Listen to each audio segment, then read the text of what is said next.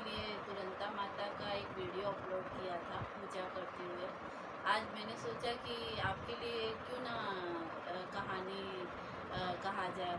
इसके लिए आप है ना मुझे सपोर्ट करना, सब्सक्राइब करना, लाइक करना,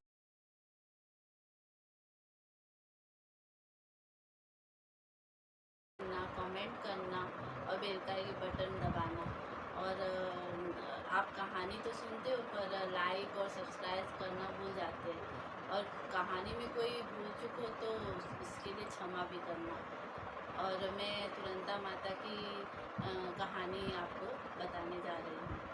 एक राजा था और एक रानी थी और उसकी कोई संतान नहीं थी। रानी के बहुत मनौती मारने के बाद एक संतान हुई और रानी उसको अपने आँखों से दूर नहीं करती थी और कहीं भी जाती थी अपने साथ ही रखती थी। हर घड़ी उसको अपने पास ही रखती थी। एक दिन रानी थोड़ा घर में कुछ काम करने के लिए चली गई। उतने में राजा उसका लड़का वहाँ से चला गया।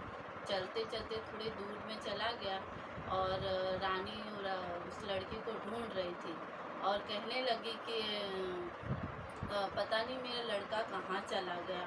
और फिर वो चलते चलते ग्वाल चरा के पास गया और वहाँ पे उसको मिला।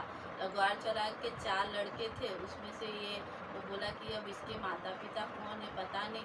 तो उसने वो लड़के को अपने पास रख लिया और रानी बड़ी चिंता में डूबी थी कि भाई मेरा लड़का कहाँ गया, इतनी मनौती से हुआ था और वो लड़का कहाँ चला गया।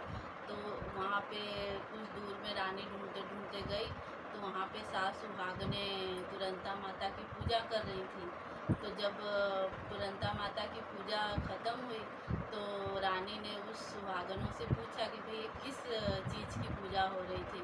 तो सुहागने बोली कि भाई तुरंता माता की पूजा हो रही थी।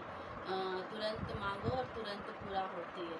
तो फिर उधर ही रानी ने मनौती मांग ली। माता जी तुरंता माता से मनौती मांग ली कि भाई मेरा लड़का सही सलामत घर लौट आए तो मैं सास सुहागन बुलाकर तुरंता माता की पूजा करूँगी।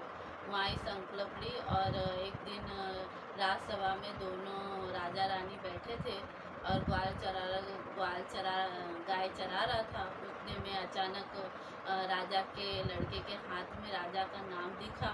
अरे ये तो राजा का लड़का है। तो ग्वाला ने उसको लेके सभा में गया और लड़के को और राजा रानी को उस लड़के को सौंपा। राजा रानी ने उसको धन संपत्ति और संतुष्ट करके उसको विदा दी।